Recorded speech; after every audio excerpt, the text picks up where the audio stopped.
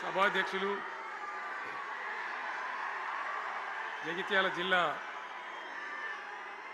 BRS అధ్యక్షులు గౌరవనీయులు విద్యాసాగర్ రావు గారు,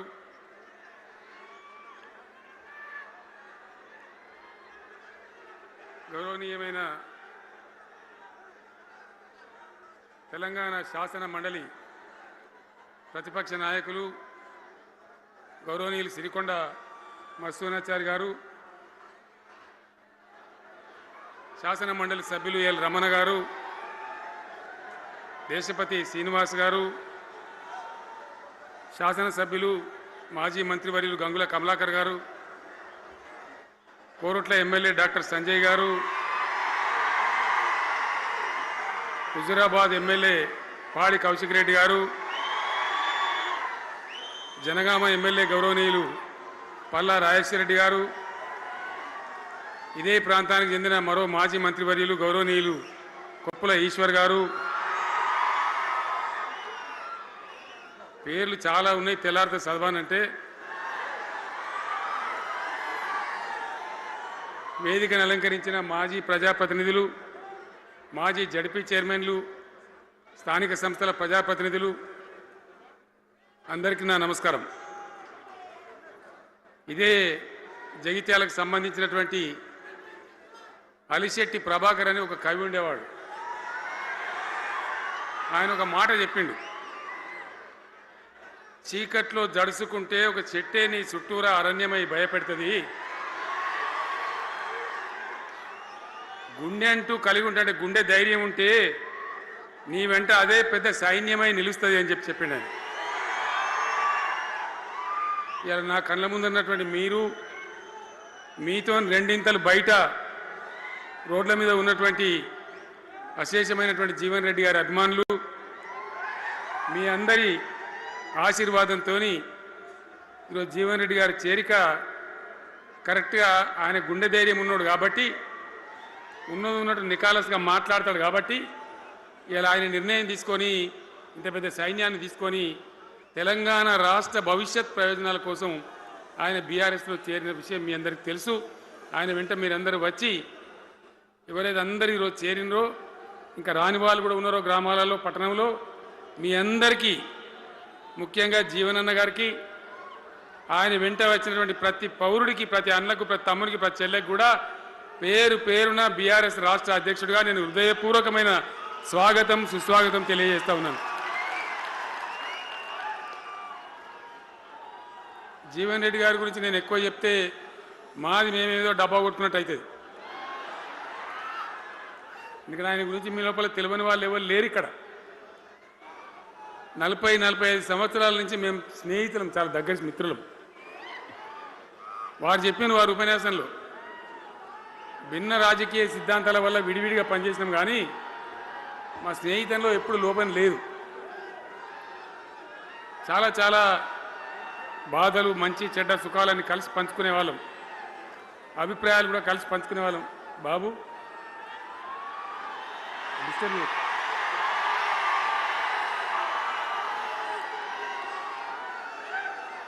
మంది లొల్లి పెట్టడం కూడా కాదురా వారు.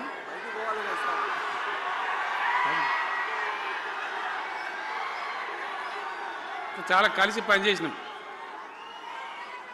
ఆయనకుండే నిబద్ధత, ధైర్యంగా ప్రజా జీవితంలో పనిచేసిన పద్ధతి ఎంతమందికో చాలామందికి ఆదర్శంగా నిలిచినటువంటి వ్యక్తి. జగిత్యాల్లో ఆయన పుట్టి పెరిగి రాజకీయంగా చాలా పెద్దవాడైనాడు మీ అందరి దీవెనతో. కానీ ఒక జగిత్యాల్లోనే కాదు, ఆయనకు పాత కరీంనగర్ జిల్లా వ్యాప్తంగా, అట్లనే పొరుగున ఉన్నటువంటి అనేక జిల్లాలలో చాలామంది జీవన్ రెడ్డి గారి అభిమానులు ఉన్నారు. చాలా మంది. మీరు లొల్లి పెట్టకుండి, మీ ఫోటోలే బయటికి పోతున్నాయి. అది లైవ్ టెలికాస్ట్ ఉంది, దానిలో మీ బొమ్మలు టీవీలో కనబడుతున్నాయి మీ ఇంటికాడ.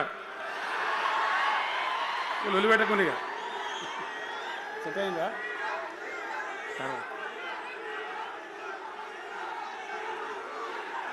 సో అట్లా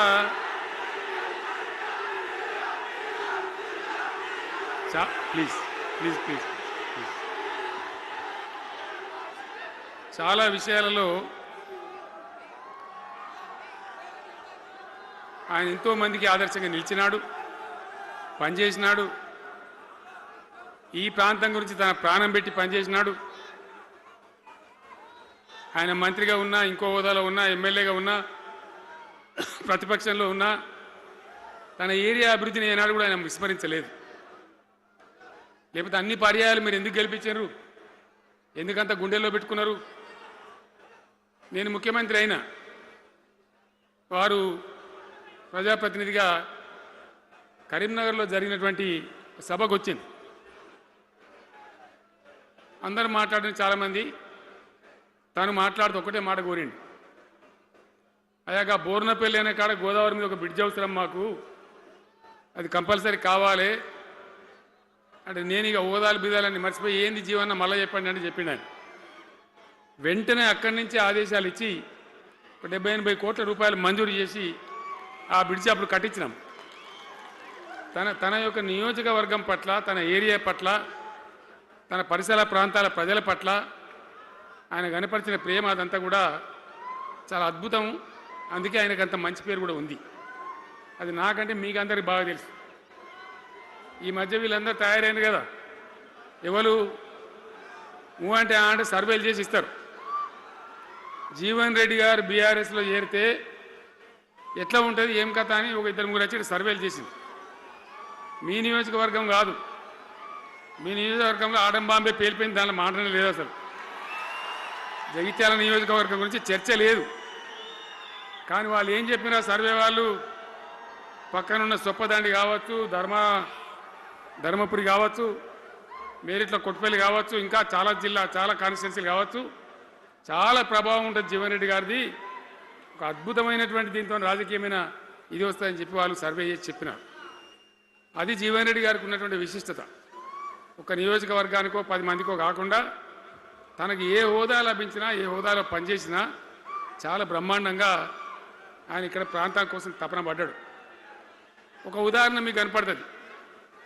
పేరు ప్రతిష్ట లేని వ్యక్తులు గ్రాడ్యుయేట్స్ కాన్స్టిట్యున్సీలో ఎమ్మెల్సీగా నిలబడితే గెలవరు. ఆయన శాసనసభ్యునిగా ఇక్కడ ఓటమి చెందినా ఇమ్మీడియట్గా మళ్ళీ ఎమ్మెల్సీగా పోటీ చేస్తే ఇక్కడ ఉండబడే విజ్ఞులందరూ కూడా బ్రహ్మాండంగా గెలిపించాను. ఎందుకు వాళ్ళు ఎందుకు అంటున్నా?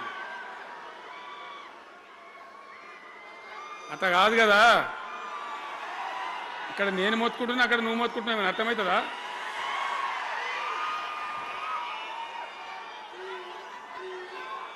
ఏయ్ ఆగవా బాబు,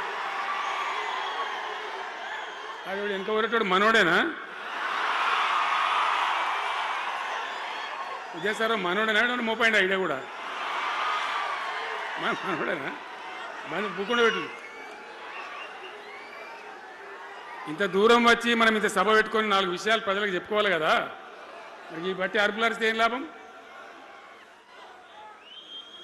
సో అట్లా జీవన్ రెడ్డి గారు తన రాజకీయ ప్రస్థానాన్ని ఒక సమితి ప్రెసిడెంట్గా ప్రారంభించి ప్రజా సమస్యల మీద పోరాటం చేసి సివిల్ లిబర్టీస్లో కూడా అడ్వకేట్గా నాడు ఎంతోమందికి పౌర హక్కుల సంఘానికి కూడా మద్దతు ఇచ్చి అచ్చమైన నికార్సైనటువంటి ప్రజా కార్యకర్త నిరూపించుకొని అంచెలంచెలుగా ఎదిగి ఇంతకుముందే ఆయన చెప్పినట్టుగా అనేకమైనటువంటి పదవులు ఆయన చూసినాడు. పదవులైన కొత్త కాదు, బ్రహ్మాండంగా శాసనసభ్యుని గెలవడం, మంత్రి పదవులు అలంకరించడం, అనేక రంగాలలో అనేక రకాలుగా పనిచేయడం అంతా కూడా మీకు తెలుసు. నేను కొత్తగా చెప్పే అవసరం లేదు. నేను ఒక్కటే మాట మీకు మనవి చేస్తా ఉన్నా. జీవన్ రెడ్డి గారు నేను మొన్న కలిసినప్పుడు ఒక మాట అనుకున్నాం. మేము ఎట్లా ముందుకు పనిచేద్దాం ఏంది, మేము ఇద్దరు మూలకోలం అనుకొని ఒక కుటుంబంలో అన్నదమ్ములాగా పనిచేద్దామని చెప్పిన నేను. ఇంత ప్రేమగా అంటే మనం కుటుంబంలాగా ఈ పార్టీకి బ్రహ్మాండమైన ఒక పిల్లర్స్ లాగా పనిచేసి ముందుకు తీసుకొని పోదామని చెప్పి నేను చెప్పడం జరిగింది. ఈరోజు పార్టీలో వారు చేరిన వెంటనే చాలా బ్రహ్మాండమైనటువంటి మనకు ఒక ఊపు వస్తూ ఉంది.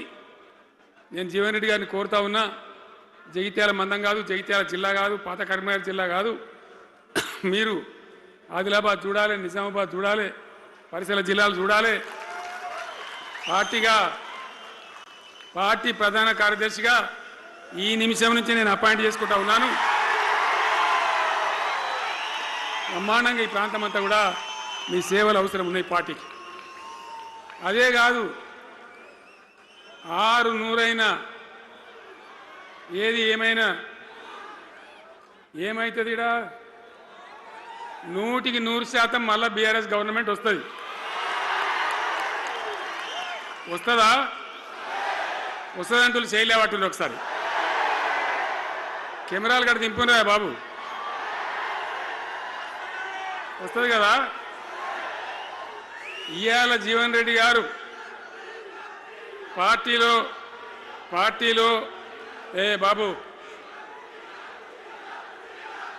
కౌశిక్ రెడ్డి జర ఆగబట్టరు వాళ్ళు.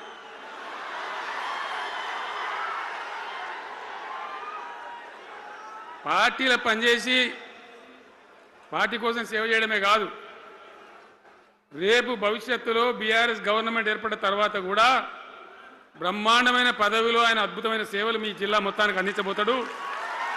తెలంగాణ రాష్ట్రానికే ఆయన సేవలు అందించబోతాడు. ఇది నా మాట, కేసీఆర్ మాట అని నేను జగిత్యాల గడ్డ మీద చెప్తా ఉన్నా. నేను ఎక్కడన్నా మాట ఇచ్చినంటే తప్పలే. కాబట్టి జీవన్ రెడ్డి గారిని మీరు జగిత్యాల మందం మీరు యుద్ధం చేయాలి. యుద్ధం చేసేదానికి ఆయన ముఖాబిల మనిషే లేడీడా, మీరు సరిపోతారు.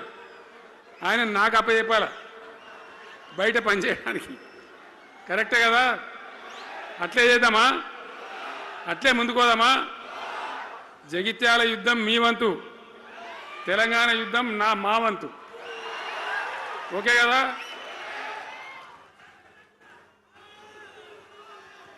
ఇప్పుడు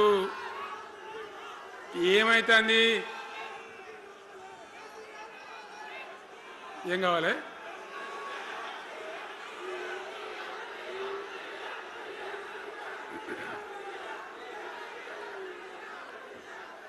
గింతే మనది మనం అనుకొని పోదాము మరిగా. బంద్ చేయండి బాబు. మీరు ముద్దుమంతులకు చెప్పండి వాళ్ళకు. తెలంగాణ చాలా భయంకరమైన పరిస్థితులలో ఉండే. దుఃఖం వచ్చేది, ఏడుపు వచ్చేది. ఎమ్మెల్యేలుగా ఉన్నా ఏం చేయలేని పరిస్థితి. ఆగమాగం అడివేడివి కదా. ఎట్లా ఉండే తెలంగాణ మనం చూడలేదా? తెలంగాణ రాకముందు ఎంత భయంకరమైనటువంటి బాధలుండే, ఎంత కష్టం ఉండే. ఎవడన్నా తెలంగాణని మాట్లాడేవాడు ఉండనా?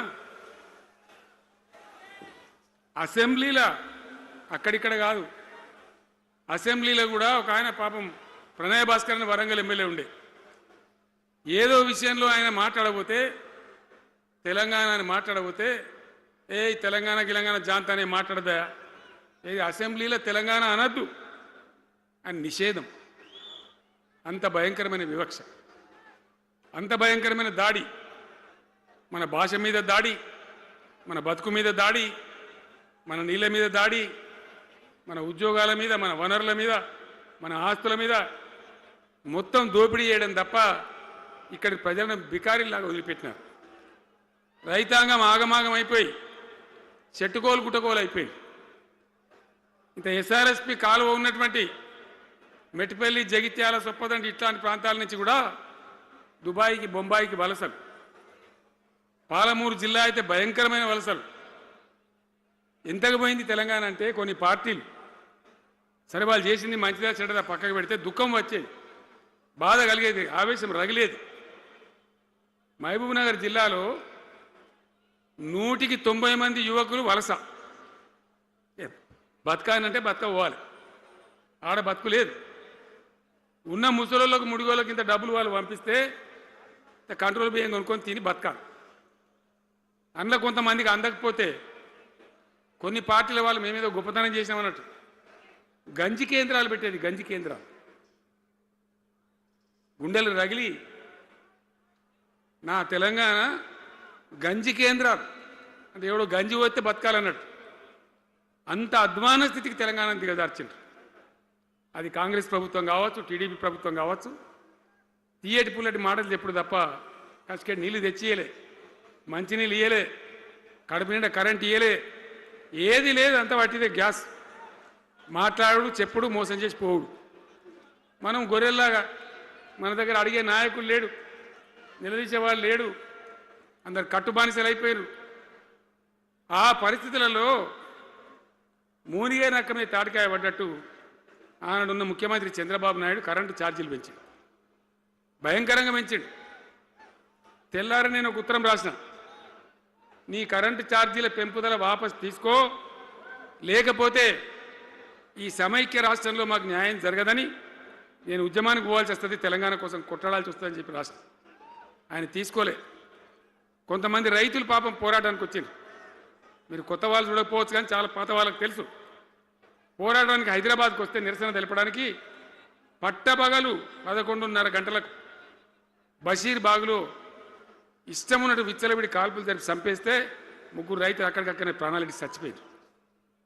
ఆ తర్వాత నిర్ణయం తీసుకున్నవిగా ఇక లాభం లేదు, ఎదురు తిరిగితే కూడా మీరు కాల్చి చంపుతున్నారు, జెండా ఎత్తడం ఒకటే తప్ప మార్గం లేదని చెప్పి ఆనాడు నేను తెలంగాణ ఉద్యమానికి శ్రీకారం చుట్టాను. ఎంబడ ఎవడు వచ్చినా సరే రాకున్నా సరే ప్రజలున్నారు, యువకులున్నారు, చూసుకుందాం దేకలేం అని చెప్పి బయలుదేరితే ఎక్కిరిచుడు, ఏ వీడు పక్క పేదవాడు కేసీఆర్ గారు ఎవడో బొడి చేసి చంపేస్తాం అని ఒకడు మాట్లాడు, ఇది మగల పుట్టింది పుబ్బల పోతుంది ఇంకోడు మాట్లాడు, యాడికెళ్ళైతే హైదరాబాద్ తెలంగాణ వీడు దుకాణం పెట్టినని ఇంకోడు అనడు, నానా రకాలుగా అవమానపరిచేటువంటి మాటలు మాట్లాడు. కానీ మొక్కవం ధైర్యంతో చిత్తశుద్ధితో బయలుదేరి పోరాటం చేస్తాం. ప్రజలు జమైతా పోయిన మీ అందరికి తెలుసు. ఇదే జగిత్యాలకు నేను ఎన్నోసార్లు వచ్చిన, కోరుట్లకు ఎన్నోసార్లు వచ్చిన, చొప్పదండికి ఎన్నోసార్లు వచ్చినా తిరగని ఊరే లేదు, తిరగని మండలాలు లేవు.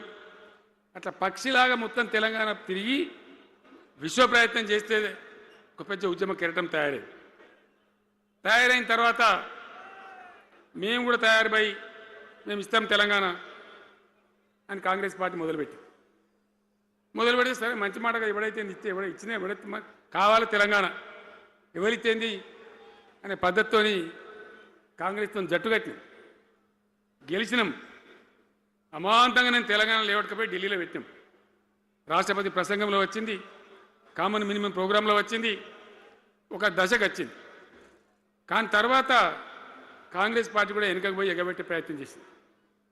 అప్పుడు రోషియా అని ఒక ఆయన ముఖ్యమంత్రి ఉండే, ఆ రోషియా 14F అని ఒకటి తీసుకొని వచ్చాడు. హైదరాబాద్ సిటీలో మనోళ్ళకి ఇక పోలీసు ఉద్యోగం సెప్రాస్ ఉద్యోగం కూడా దొరకదు. అప్పుడు నాకు తిక్కరేగిందిగా, నేను బతికుండగానే ఉద్యమం నాటిపోయిన నాయకుని నేను బతికుండగానే ఇక వీళ్ళు ఇట్లా F-15 E-15 R-15 తెస్తే ఇంకేం మిగులుతుంది, సావో రేవో తేల్చుకోవాలని చెప్పి ఆ రోజు నేను శపథం కట్టిన. ఉద్యోగ గర్జన చేసి సిద్దిపేటలో కేసీఆర్ సచ్చుడో తెలంగాణ వచ్చుడో, ఈ తల్లి ఆందకనే మంచిగా దగ్గరేంగని చెప్పి ఆ శపథం చేసి ఆనాడు ఆమరణ నిరాహార దీక్షకు బయలుదేరితే మొత్తం తెలంగాణ అల్లకల్లోలమైంది. మీరు కూడా ఎక్కడోన్లు అక్కడ వందల వేల గ్రామాలలో టెంట్లు లులులు, పార్లమెంట్లో అల్లకల్లోలం, ప్రజలంతా గందరగోళం చేస్తే అప్పుడు ఒక ప్రకటన ఇచ్చింది. చిదంబరం అంటే ఆయన వచ్చి హోంమంత్రి, తెలంగాణ ఏర్పాటు చేస్తామని నువ్వు దీక్ష బంద్ చేయి, నమ్ముతాం కదా, కేంద్ర హోంమంత్రి చెప్పినాక మరి నమ్మాలి కదా. దీక్ష బంద్ చేసినాం. తెల్లారి ఆంధ్రోలు మొత్తం రాజీనామాలు డ్రామా. 3వ రోజుకి మళ్ళీ వెనక్కి వెళ్ళిపోయింది. మళ్ళీ అప్పుడు జేఏసీ తయారు చేసి అన్ని పార్టీలను పెట్టి నానా తంటాలు పడి మళ్ళీ ఒక 3.5 ఏళ్ళు భయంకరంగా కొట్లాడితే మీరందరూ ఎక్కడి వాళ్ళు అక్కడ ఆశీర్వచనం ఇస్తే మీ ప్రేరణతోని మీ స్ఫూర్తితోని చివరికి తెలంగాణ రాష్ట్రం వచ్చింది కదా. వచ్చిన తర్వాత మీరేం చేసినారు, దీని మంచో చెడనో చూసే బాధ్యత నీకే అని చెప్పి నాకు అప్పచెప్పి పని మొదలు పెట్టాలి. ఎట్లా కొత్త కుండలో ఈగదు వచ్చినట్టు, దీని ఆర్థికం తెలియదు, కథ తెలియదు, చాలా చాలా కష్టమైనటువంటి క్లిష్టమైన పరిస్థితి, అంత అలకటి పని కాదు. ఏం చేయాలా, ఎక్కడికక్కడ పెద్ద భయంకరమైనటువంటి బాధ, చాలా ఇబ్బంది. ఇదే జిల్లాల చాటిపల్లి ఉంటుంది, చొప్పదండి మండలంలో జిఆర్ రెడ్డి గారు అని చెప్పి పెద్ద ఆర్థిక శాస్త్రవేత్త. ఆయన బీహార్లో పనిచేస్తూ ఉండే. నేనే స్వయంగా జిఆర్ రెడ్డి గారికి ఫోన్ చేసి, అన్నా మన సొంత రాష్ట్రం వచ్చింది, మనం బాగు చేసుకోవాలి, మీరు రావాలి అని పిలిపించుకొని అట్లాంటి వాళ్ళందరినీ సమూహపరచుకొని ఒక ఎజెండా వేసుకొని బయలుదేరి. అంతకుముందు సమైక్య రాష్ట్రంలో మొత్తం తెలంగాణ చెరువులు నాశనం చేసింది. కాకతీయ రాజులు తవ్వించిన చెరువులు ఉండే మనకు బ్రహ్మాండంగా ఒక 75-80 వేల చెరువులుండే. ఆంధ్ర పాలకుల సమైక్య పాలనలో మొత్తం నాశనం పట్టేసిండ్రు, కబ్జాలు పెట్టిండ్రు, నాశనం పట్టిండ్రు. చివరికి 40-44 వేల చెరువులు ఉండే. ఎక్కడ మొదలు పెట్టాలి, ఎవరి పేరు పెడితే బరకత అవుతుంది అని ఆలోచించి ఏ కాకతీయ రాజులైతే మనకు అన్నం పెట్టిండ్రో వాళ్ళ పేరుతో ఇది బాగా చేయాలని చెప్పి మన మొట్టమొదటి కార్యక్రమం మిషన్ కాకతీయ. ఎందుకు మిషన్ కాకతీయ? ఆ చెరువుల దరిద్రం వదిలిస్తే, వాటిని బందోబస్తు చేస్తే, వాటిలో నీటి నిల్వ సామర్థ్యం పెరిగితే గ్రౌండ్ వాటర్ పెరుగుతుంది, బోర్లు బాగా నీళ్ళు వస్తాయి. కాబట్టి అక్కడి నుంచి ప్రారంభించి చేసినాం. అది కూడా తెలంగాణ ప్రజలు, రైతులు ఒక ఉద్యమంలాగానే చేసింది. మట్టి తీసుకొని పోండి, సారవంతంగా ఉంటుంది, మీ పొలాలలో పోసుకోమంటే లక్షల ట్రాక్టర్ల మట్టి తీసుకొని పోయింది తెలంగాణ రైతాంగం. అన్ని గ్రామాలలో ఒక విప్లవం లాగా ఆ మట్టి తీసుకొని పోయి వాళ్ళ భూములలో పోసుకొని కూడా బ్రహ్మాండంగా చేసింది. అక్కడి నుంచి మొదలుపెట్టినటువంటి ప్రస్థానం 10 ఏళ్లలో ఎన్ని చేసినామో మీరు చూసారు. బట్టి మాటలు మాట్లాడు, గప్కాలు కొట్టుడు కాకుండా నేను ఒక్కటే మాట మిమ్మల్ని అడుగుతున్నా, మీరందరూ కూడా చూసారు. శాసనసభలో నిలబడి ఈ రాష్ట్ర చరిత్రలో ఎవడన్నా ఒక ముఖ్యమంత్రి ఈ 5 ఏళ్లలో మిషన్ భగీరథ కంప్లీట్ చేసి ప్రతి ఇంటికి నల్లా పెట్టి మంచినీళ్ళు ఇవ్వకపోతే మల్ల తేపకు నేను నిలవడం, ఓట్లు అడగం అని చెప్పిన ముఖ్యమంత్రి ఎవరన్నా చూసినామా? నేను చెప్పిన మాట అసెంబ్లీలో నిలబడి చెప్పి ఆ 5 ఏళ్లలో మిషన్ భగీరథ నీళ్లు తెచ్చి 100% కులం మతం సంబంధం లేకుండా తండాలు మారుమూల పల్లెలకు కూడా ప్రతి గ్రామానికి ట్యాప్ పెట్టి, ప్రతి ఇంట్లో ట్యాప్ పెట్టి మంచి స్వచ్ఛమైనటువంటి నీళ్ళు తెచ్చిచ్చింది. 5 ఏళ్ళు నడిచింది, నడవలే. మిషన్ భగీరథ నీళ్ళు పుష్కలంగా రాలే? ఏమైనా రాలేదా? వచ్చినాయా? మరి ఇప్పుడు ఏం రోగం పుట్టింది నాకు అర్థం కాదు. ఇప్పుడు ఎందుకు గుంటుతుంది అది? ఎందుకు నీళ్ళు ఎత్తలేవు? వస్తున్నాయా ఇప్పుడు? మరి ఏం చేయాలా? లాగులు వలగదాకా చంపాలే. మంచి మాట కాకపోతే ఏం చేస్తారు? మంచిగా కట్టిన ఇల్లు పెట్టిపోయి కదా, 5 ఏళ్ళు నడిచింది కదా, మరి మీకేం బీమారీ వచ్చింది నాకు అర్థం కాదు. ఇంత పొడుగు మాటలు మాట్లాడుతుందా? అడ్డం పొడుగు మాట్లాడుతుందా? పొద్దున్న లేస్తే కేసీఆర్ చావాలి, నువ్వు 1000 జన్మలు ఇచ్చినా నేను చావనా కొడుకు అనుకుంటున్నావు.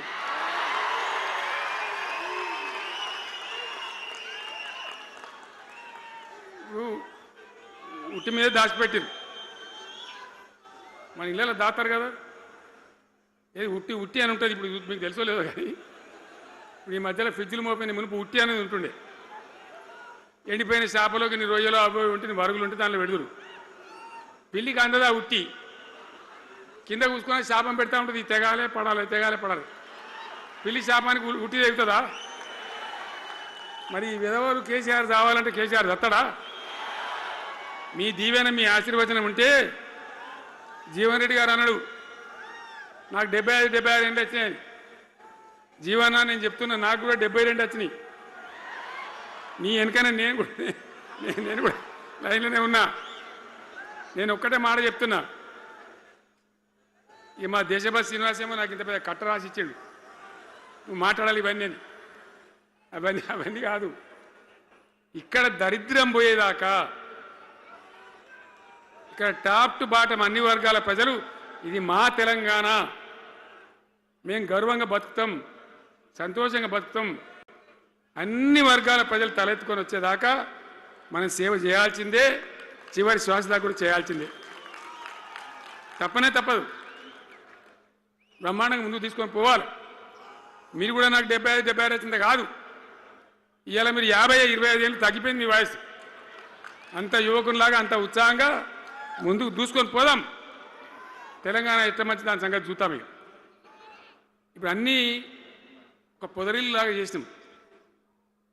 కరెంటు చక్కగా ఉండేనా కేసీఆర్ రాకముందు?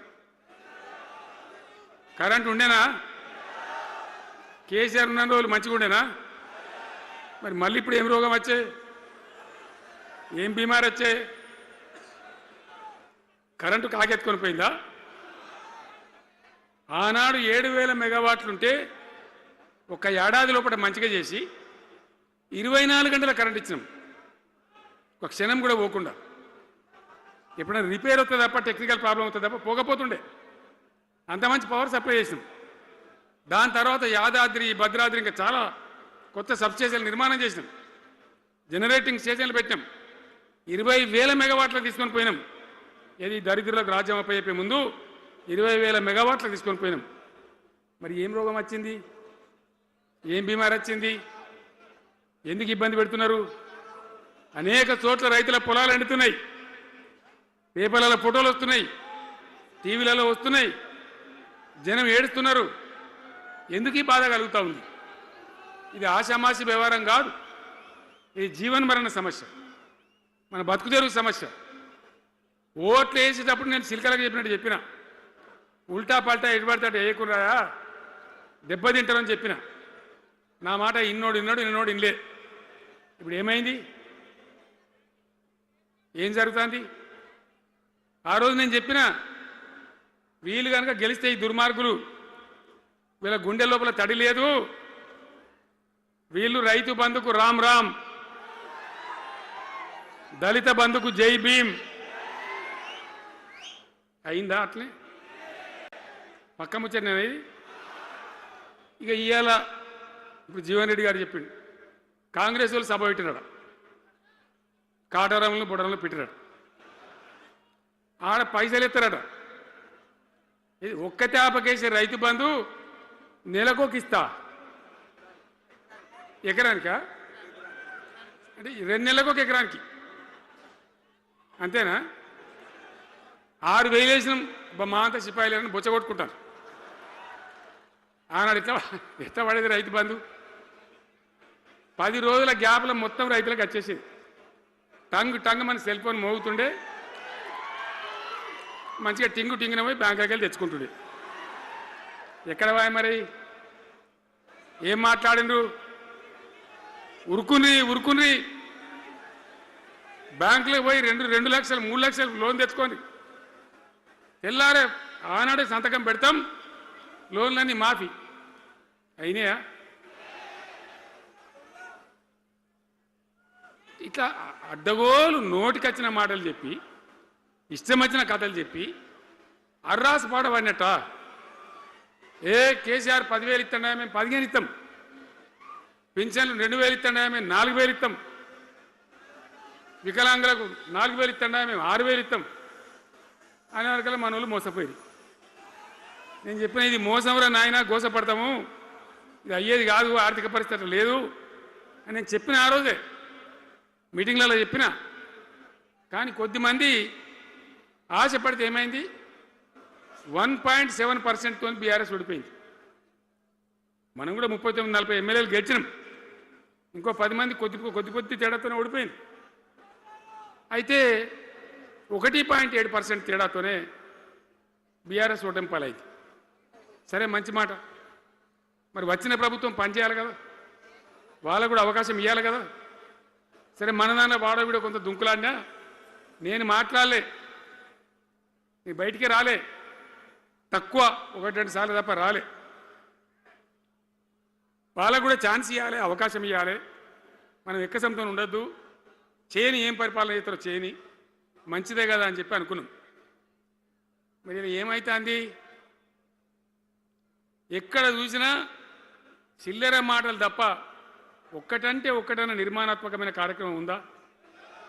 ఒక్కటన్నా ఏదైనా గొప్ప స్కీమ్ మొదలుపెట్టినరా? ఒక పొదరిల్లులాగా వడ్డించిన విస్తరలాగా తెలంగాణ మీకు అప్పచెప్పినాం. ఎన్నిట్లలో నంబర్ 1 తెలంగాణ. మంచినీళ్ళ సప్లైలో నంబర్ 1, కరెంటు సప్లైలో నంబర్ 1, పర్ క్యాపిటల్ తలసరి ఆదాయంలో నంబర్ 1, రాష్ట్ర స్థూల ఉత్పత్తి GSDPలో నంబర్ 1. ఎన్నిట్లలో కేంద్ర అవార్డు రావాలి. అంత బాగా చేసిన తెలంగాణ 2.5 ఏళ్లలో ఇలా ఎవ్వని మాట్లాడించిన రైతులను మాట్లాడితే గొడవ పడుతున్నారు. నాశనం అయిపోయిందన్న చెడగొట్టుకున్నాం, మా చెప్పుతున్న మేమే కొట్టుకుంటాం ఓటును వాళ్ళు కొంతమంది బాధపడి. ఎందుకు ఎంత మంచిగా కడుపుల చల్లగదల కూడా రైతులకు ఎట్లుండే, ఎంత బాగుండే, కరెంటుకు బాధ ఉండేనా, నీళ్ళకి బాధ ఉండేనా? యూరియా బస్తాలు ఇయ్యే శాతం అయితే లేదా ఈ ప్రభుత్వానికి? యూరియా బస్తాలు కావాలి రాబోయంటే యాప్ పెట్టినా ఉంటాడు. దుకాణంలో లేకపోతే యాప్లోకి వెళ్తాయా? ఈ దమ్ముంటే తెచ్చి దుకాణంలో పెట్టాలి, కానీ ఆ యాప్లు పట్టుకొని తిరిగితే కాళ్ళకు వాపులు వస్తాయి, బస్తాలు మాత్రం దొరుకుతలేవు. నిజమేనా నేను చెప్పేది? యాడ చూసిన ఎరువు బస్తాలు కూడా శాతం కాదు ఆఖరికి. అంతకుముందు కాంగ్రెస్ గవర్నమెంట్ ఉన్నప్పుడు అట్లే ఉండే, పోలీస్ స్టేషన్లో పెట్టి అమ్మిండ్రు యూరియా బస్తాలు. ఇవాళ మళ్ళా చెప్పుల లైన్లు, కాళ్ళకు వాపులు రావాలి. ఆటో రిక్షానికి చెప్తే 10 బస్తాలు వేసిపోరాబోయంటే పొలం కాడ వచ్చి ఎత్తుండే. ఇలా యూరియా కోసం ఇంత బాధన? ఇది ఎంత అసమర్థమైన ప్రభుత్వం, ఎంతగాని శాతగాని ప్రభుత్వం. అన్నిటికీ బాధనే కదా. బంగారం లాగున్న రైతులు ఎంత ఆనందంగా ఉండే. వానాకాలం పంటలు పండితే తడిసిన ధాన్యం కాడికెళ్ళి కొని మొత్తం బ్రహ్మాండంగా రైతులకు డబ్బులు బ్యాంకులు వేసేది, మధ్య దళారు లేకుండా. మా గంగుల కమలాకర్ వేసేది, చేయి మీద కూర్చున్నాడు సివిల్ సప్లైస్ మినిస్టర్గా, కొట్లాడి తీసుకుపోయి వేసేది. రైతులకు ముందుగా పోవాలి, వాళ్ళు పోయి మళ్ళీ సెకండ్కి పని చేసుకోవాలి. ధాన్యం అమ్మిన డబ్బులు వచ్చేది, ఇటు రైతు బంధు పైసలు వచ్చేది. రైతులు మోతాదు లేకుండ్రి, మంచిగా పనిచేసుకున్నారు. ఇప్పుడు ఏమైంది? ఎరువు అనే యాపు, రైతు బంధు కోసం మొగులు చూడాలా, అది నెలకో ఎకరానికి వస్తుంది. ఇప్పుడు జగిత్యాల కేసీఆర్ సభ అంటే మళ్ళీ ఇలా పైసలు విడుదలన్నట్టు. రైతు బంధు రావాలంటే మళ్ళీ సభ పెట్టను అయింది. 3వ కిస్తీ రావాలంటే మళ్ళీ ఏమన్నా కేసీఆర్ సభ పెట్టాలి ఇక, అంతేనా? ఇది ప్రభుత్వమా? ఒక 75,000 కోట్లు ఇచ్చినాం మనం రైతులకు, 75,000 కోట్లు. మా పల్లరాజశేఖర గారు ఉన్నాడు ఎక్కడో, ఇక అయినప్పుడు రైతు బంధు అధ్యక్షుని ఉండే రాష్ట్రానికి, ఎమ్మెల్యే లేకుండే, ఈయననే నిలబడేపించింది. 73,000 కోట్ల పైచీలకు డబ్బులు అనాయాసంగా సునాయాసంగా రైతు ఖాతాలకు పంపించింది. ఇప్పుడు ఏం రోగం వచ్చింది, ఏం బీమారి వచ్చింది? అచ్చా, ఇంకో మాట మీరు నాకు చెప్పాలి. ఈ కాంగ్రెస్ సిపాయిలు ఏం మాట్లాడారు ఎలక్షన్లో? కేసీఆర్ అంటాడు చక్కగా చేస్తలేడా, మేము చాలా సిపాయిలము, చాలా అనుభవం ఉన్న పార్టీ మాది, బ్రహ్మాండంగా చేస్తాం, మీకు 6 చందమామలు 7 సూర్యులు పెడతామన్నారు అన్నారు కదా, ఆయన నరికిండ్రు కదా.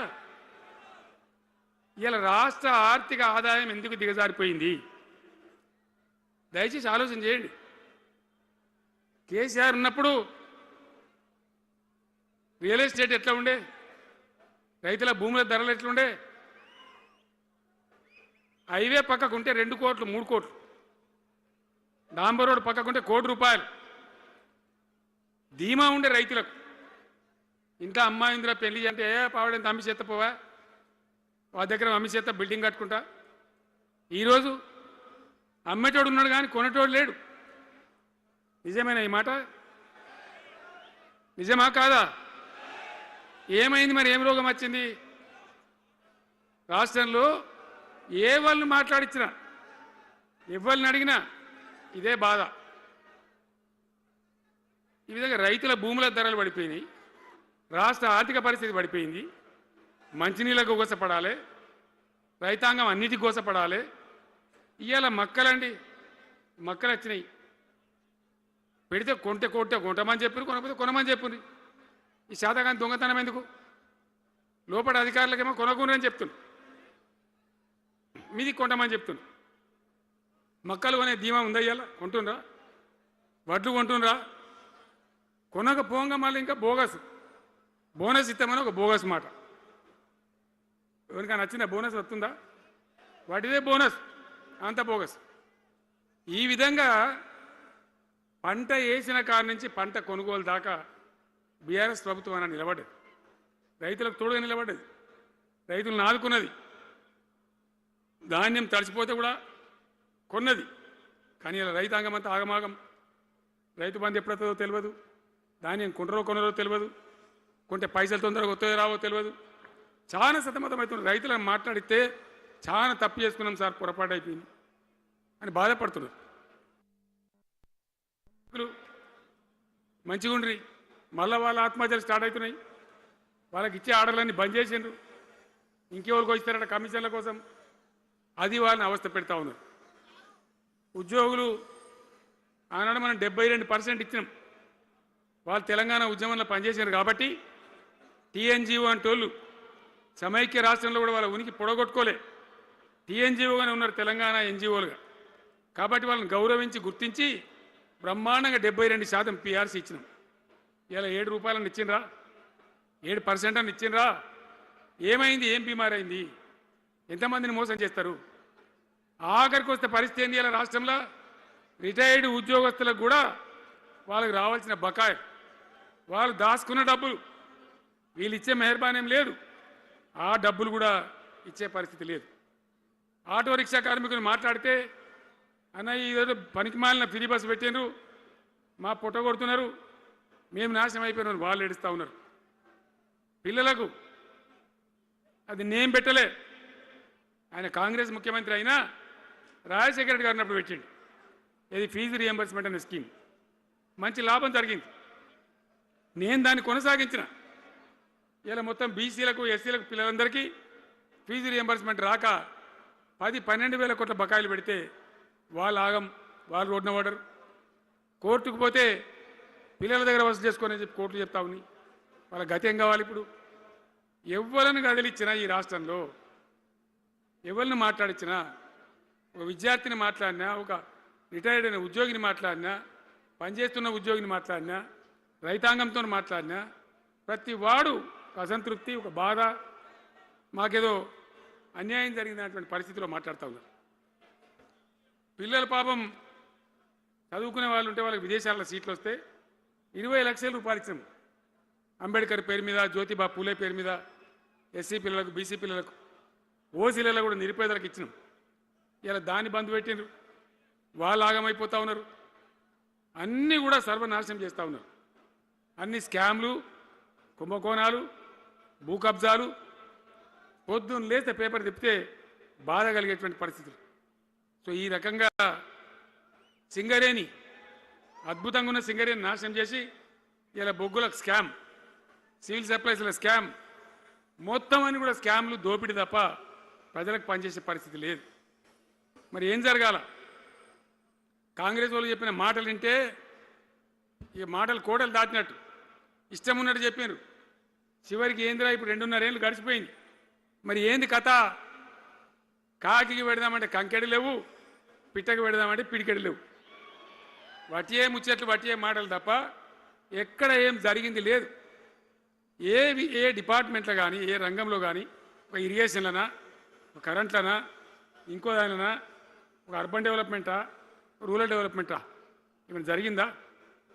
ఆనాడు మన పల్లెలు బాగు చేసుకోవాలని చెప్పి దేశంలోనే ఎక్కడ లేని విధంగా పల్లె ప్రగతి కార్యక్రమాలు చేసినాం.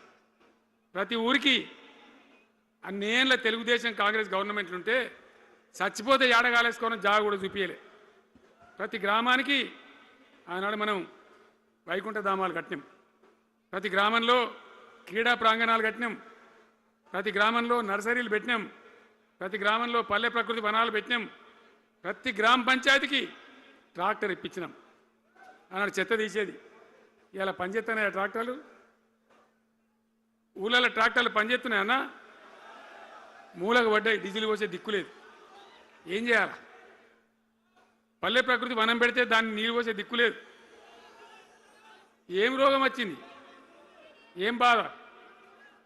డీజిల్ లేదా? ఆ తెలివి కూడా లేదా? ఆ రోజు నేను చెప్పిన ఆర్థిక శాఖ కార్యదర్శిని పిలిచి అవసరమైతే ఎమ్మెల్యేల జీతాలు బంద్ పెట్టుంది కానీ గ్రామ పంచాయతీల డబ్బులు మాత్రం విడుదల చేయండి అని చెప్పింది. అంత టెన్షన్గా డబ్బులు పంపించేది, కార్యక్రమాలు జరిగేది, గ్రామాలు మంచిగా ఉండేది. అది నాశనం పట్టిండ్రు. మున్సిపాలిటీలు అయితే మురిక్కుపాలు అయిపోయినాయి. మరి ఏం చక్కగా ఉన్నట్టు? ఏం బాగున్నదన్నా?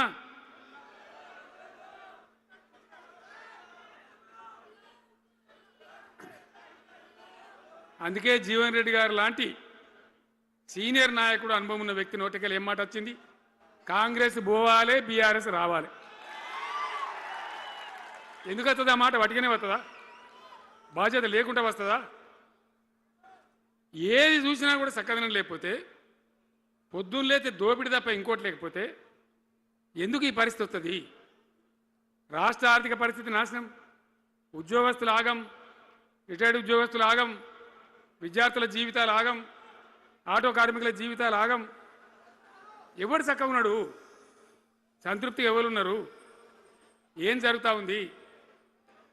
ఇది ఈ రాష్ట్రంలో ఉన్న పరిస్థితి. ఇక నేను చెప్పానంటే తెల్లారిదాకా చెప్పచ్చు. నేను ఒకటే మీద మనవి చేస్తూ ఉన్నా, ఖచ్చితంగా మళ్ళీ ఎట్టి పరిస్థితులలో ఎవరు ఏమన్నా సరే ఖచ్చితంగా రావాలి. ఇంకా ఈ అందానికి ఒకటి బోడముండ హైడ్రాని తెచ్చిపెట్టింది. దానికి ఆ హైడ్రాకు ఆ పిసిసి ప్రెసిడెంట్ అని ఉంటాడు ఆయన, కాంగ్రెస్ కమిటీ అధ్యక్షుడు, ఆయన నిజామాబాద్లో పోయి చెప్తుండు, హైదరాబాద్లో హైడ్రా, నిజామాబాద్ కూడా తెత్తాం బిడ్డ, నిజామాబాద్లో నిడ్రా, రేపు జగిత్యాలలో కూడా జిడ్రా అంటాడు. ఇక అది ఏం కావాలి? మొత్తం పేదల కొంపలన్నీ కూల్చుడేనా? కేసీఆర్ రాజ్యానికి వచ్చినప్పుడు 3.5 లక్షల మందికి పేదలు ఎక్కడ ఉన్నారో అక్కడనే పట్టాలు ఇచ్చినాం. వాళ్ళని ఆగం చేయకుండా పాపం గరీబోళ్ళు 3.5 లక్షల కుటుంబాలకు హైదరాబాదు చుట్టుపక్కల వేరే పట్టణాల్లో కూడా పట్టాలు ఇచ్చిన వాళ్ళని బతకనిచ్చినాం. ఇలా ఏం కూలగొట్టుడు? అది పుస్తకాలు కూడా తీసుకుని పోరాటాలు చదువుకునేటి అంతే గిరితమా? నేను ఒక్కటే మాట మనవి చేస్తా ఉన్నా, గ్యారంటీగా బీఆర్ఎస్ గవర్నమెంట్ వచ్చేది ఖాయం. మొట్టమొదటి రోజులనే ఈ ఐటాంటోని ఎత్తి అవతల వరేస్తామని చెప్పి నేను మనవి చేస్తా ఉన్నా. తీసేయన్నా దాన్ని, ఐటాన్ తీసేయనన్నా? పక్క మాటనా? మళ్ళా మొదలు పెట్టిరా? ఇక జరాగు, 5 నిమిషాలు అది అయిపోతుంది. హైడ్రాని పీకేసి మొదటి సంతకంతోనే తీసి చెరువులో వాడేస్తాం దాన్ని. ఇప్పుడు మనం చేయలేం. 46,000 చెరువులు మంచిగా చేసినాం. ఏమన్నా గుడిసె కూడా కూలగొచ్చామా? ఇల్లు కూలగొచ్చామా? ఇదేమి ఇచ్చేంతరం నాకు అర్థం కాదు. మూసి అని దాని ఎంబడి వాడారు, దానికి ఆడ గరీబులు ఉంటారు పాపం. మూసి ఎంబడిన గరీబులను వాళ్ళని ఏమి ఏడిపించుడు? పొద్దున్న లేతే వాళ్ళు నిద్రపోకుండా, వాళ్ళ కంటి మీద కొనుక్కు లేకుండా, అది ఎవడు చేసే ప్రాజెక్ట్ అయ్యేది కాదు, పీకేది అవుతుందా? 15,000 ఇల్లు కూడా కొడతారట. ధర్మమేనా అది? ఈ రకంగా ఒకటి పనికి మాలిన హైడ్రా తెచ్చి మూసి అది చెయ్యాలి, మూసి మంచిగా చేయాల్సిందే బద్దనేవాడు అన్నాడు. అన్ని వేల ఇల్లు కూడా కొట్టడం ఎందుకు నాకు అర్థం కాదు. అలా ఏం లేదు, భూములు కబ్జా పెట్టే రియల్ ఎస్టేట్ దందా తప్ప దానిలో ఏం లేదు. మూసి ప్రజల కోసం కాదు, నగర ప్రజల కోసం కాదు, ఈజీగా చేయగలిగిన దాన్ని, మామూలుగా చేయగలిగిన దాన్ని నాశనం బట్టి దాన్ని కథం పడతా ఉన్నా. ఏది చూసినా కూడా ఒక రకమైన దోపిడీ, ఒక రకమైనటువంటి గుండాగిరి, అరాచక వ్యవస్థతో ముందుకోతున్నారు తప్ప ప్రజా సంక్షేమాన్ని కాంక్షించి ఒక్క స్కీమ్ కూడా రాలే. ఇరిగేషన్ ప్రాజెక్టులు అన్ని పండబెట్టిరు. ఏం రోగం? ఒకనాడు కాకతీయ కాలువ మీద, మన వరద కాలువ మీద మోటార్లు పెడితే ఏం కోసాది? మా శంకరెడ్డి చెప్తా ఉండే ఇంతకుముందు, 1000 మోటార్లు పెట్టుకుంటే వచ్చి కోసుకపోదురు, లారీలు మోటార్లు ఎత్తుకపోదురు. ఇదే వరద కాలువ మీద కేసీఆర్ ఉన్న రోజులు ఎవడన్నా మాట్లాడిందా? మాట్లాడలే. చివరికి ఏం చేసింది మీరు మంచిగా వినాలి. వీళ్ళు మామూలు పని చేస్తలేరు, మన జీవితాలకే బాంబులు పెడుతున్నారు. ఆ రోజు కూడా నరేంద్ర మోడీ ప్రధానమంత్రిగా ఉండే ఆయన ఏం చేసిండు? కరెంటు మోటార్లకు మీటర్లు పెట్టాలి, నువ్వు పెట్టాలి కేసీఆర్ అని నా మీద ఒత్తిడి. నేను చెప్పిన నా పానం పోయినా సరే, సచ్చినా సరే నేను మీటర్ పెట్టా అని చెప్పింది. పెట్టలే. 30,000 రూపాయలు కట్ చేస్తే నీకు అన్నాడు, కట్ చేసిండు. రాష్ట్ర ప్రభుత్వానికి వచ్చేటువంటి ఆదాయం 30,000 కోట్ల రూపాయలు వదులుకొని కూడా తెలంగాణలో నేను కరెంటు మీటర్ పెట్టనియలే. నేను ముఖ్యమంత్రి ఉన్నాను రోజు. ఇవాళ ఏం చేసిన తెలుసా వీళ్ళు మీకు? మీకు తెలియలే, మీరు అమాయకున్నారు. ఢిల్లీకి పోయి ఒప్పుకున్నారు. ఒప్పుకొని ఏం చేశారు? అయ్యా బాంచని మీటర్లు పెడతాము, మాకు ఆ పైసలు ఇయ్యండి, కేసీఆర్ వద్దన్నారు కదా మేము తీసుకుంటాం అని ఆ డబ్బు తీసుకొని వీళ్ళే ఈ గవర్నమెంట్ పోయి సంతకం పెట్టింది. ఇప్పుడు మొదలైతే ఇప్పుడు వస్తాయి మీటర్లు. ఎదుర్కొందామా?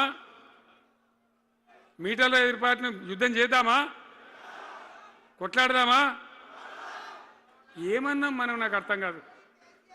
రైతులు మంచిగా ఉండాలి, వ్యవసాయం మంచిగా ఉండాలి, పల్లెలు బాగుండాలి, వృత్తి పనులు బాగుండాలి. ఇప్పుడు యాదవులకు గొర్రెలు ఇప్పించినాం. ఇప్పుడు వస్తున్నాయా గొర్రెలు? వినబడతలేదు. బంద్ అయినాయా?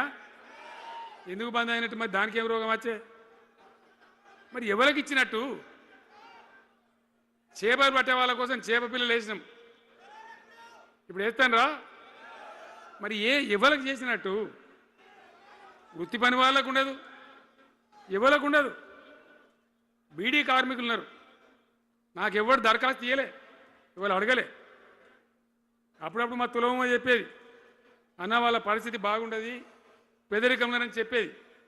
మా అంతటా మేమే ఆలోచించుకొని బీడీ కార్మికులకు పెన్షన్ తెచ్చినాం. మొత్తం భారతదేశంలో ఏ రాష్ట్రంలో ఇస్తారా? వాళ్ళకి పెన్షన్లు పెంచుతామని ఎగబెట్టినరా? వాళ్ళకు కాదు, ఎన్ని ఆశలు ఇంట్లో ఉన్న ఆడపిల్లకు 5 లక్షలు మహాలక్ష్మి అనే పేరు పెట్టి 2500 నెలకిస్తామని ఇచ్చిండ్రా? రూపాయి వచ్చిందా? అట్లా ఎన్ని 6 గ్యారంటీలు, 420 హామీలు. స్కూటీలు ఎక్కడ వాయే? స్కూటీల్లో మనలే, ఇంకా స్కూటీలు ఎక్కడి? ఏమన్నా నచ్చినాయా? మరి నేను ఏమంటున్నా అంటే దయచేసి మీరు ఆలోచన చేయాల్సింది, ఇలా ఈ సభలో మాట్లాడుతున్నా మీరు వింటున్నాను కాదు, యావత్ తెలంగాణ వింటున్నది. తెలంగాణ ప్రజలందరికీ నేను కోరుతాను, నేను చెప్పిన నిజమా అబద్ధమా? ఏం జరుగుతూ ఉంది తెలంగాణలో?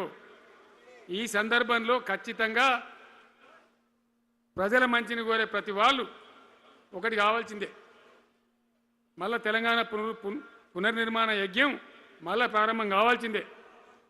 దాన్ని ఎవడు ఆపలేడు. జర గాచారం బాలేకపోతే దెబ్బతింటాం, అంత మాత్రం చేత ఆగిపోతామా? ఊకుందామా? పోరాటం చేయాల్సిందే, వీళ్ళని నిలదీయాల్సిందే. ఖచ్చితంగా తెలంగాణ పునర్నిర్మాణ ప్రక్రియ, ఆ యజ్ఞం మళ్ళా ప్రారంభం కావాల్సిందే. తెలంగాణ ప్రజలు గెలిచి నిలవాల్సిందే. మొత్తం ప్రాజెక్టులు పండబెట్టినండి. పాలమూరు ఎత్తిపోతల పథకం 90% పూర్తి చేసినాం. కొద్దిపాటి డబ్బుతో అయిపోతుంది. వలసల జిల్లా, కరువు జిల్లా వాళ్ళ నాశనం పట్టిండ్రు. అన్ని అబద్ధాలు. ఒక్కటి కూడా ఒక క్రియాన్వితమైనటువంటి ప్రజలకు పనికొచ్చేటువంటి ఏ రకమైన నిర్మాత్మక పని లేకపోగా కూల్చివేతలు, కాల్చివేతలు, పోలీస్ దాడులు, ఎవడన్నా ఎదురుగా మాట్లాడితే మన పట్టుకపోవడు. ఇది రాజకీయమా? ఈ రకమైన కథన? దయచేసి మీ అందరితోని నేను కోరేది ఒకటే, చాలా సంతోషం. నేను జగిత్యాలకు వచ్చిన సందర్భంలో జీవన్ రెడ్డి గారు వెంట మీరు తండోపతండాలుగా తరలి వచ్చారు. సభలో ఉన్నదానికంటే బయట చాలా ఎక్కువ మంది ఉన్నారు. మేము రాగా చూసినాం, తోవలో చాలా చీరి చేస్తూ ఉన్నారు. మీరు వచ్చిండ్రు. మీ అందరికీ మళ్ళొక్కసారి నేను స్వాగతం చెప్తా ఉన్నా. జీవనన్నతో పాటు బ్రహ్మాండంగా పనిచేద్దాం, ముందుకు పోదాం. ఈ జగిత్యాల జైత్ర యాత్రనే మళ్ళీ మన రాజకీయ శక్తుల పునరేకీకరణ చేసుకుంటూ మనం విజయం సాధించే వైపుగా పోవాలి. తప్పక విజయం సాధించాలి. తెలంగాణ పునర్నిర్మాణ యజ్ఞం పునఃప్రారంభం కావాలి.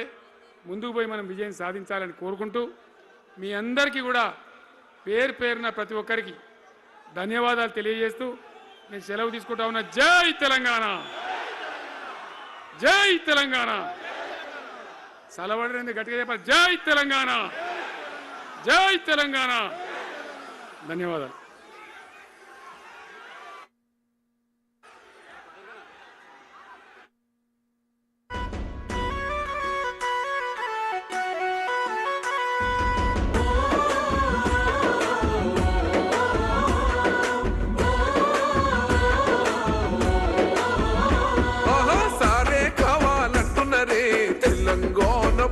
పల్లెలల్లా మల్ల కారే రావాలంటున్నరే తెలంగాణ జిల్లాలల్లో సారే కావాలంటున్నరే తెలంగాణ పల్లెలల్లా మల్ల కారే రావాలంటున్నరే తెలంగాణ జిల్లాలల్లో ప్రత్యేక రాష్ట్రం తెచ్చినోడు పండుగల్లే